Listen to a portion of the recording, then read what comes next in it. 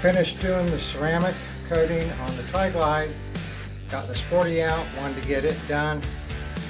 So I've cleaned it and done the prep polish on it. I'm fixing to take the prep polish off and then ceramic coat it and put it up to let it cure for a few days. So on to cleaning it.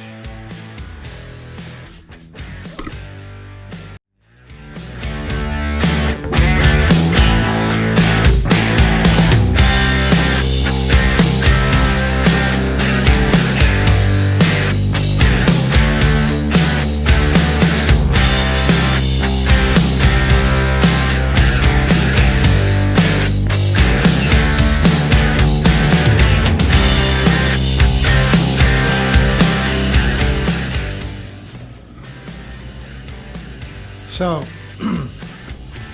it's that simple.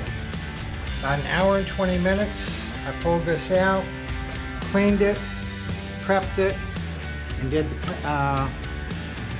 the ceramic coat on all 5 pieces of tin. Of course, enough Sporty with the stock tin in the back might be a little bit more difficult. One without a tank lift might be a little bit more difficult, but it's pretty basic stuff.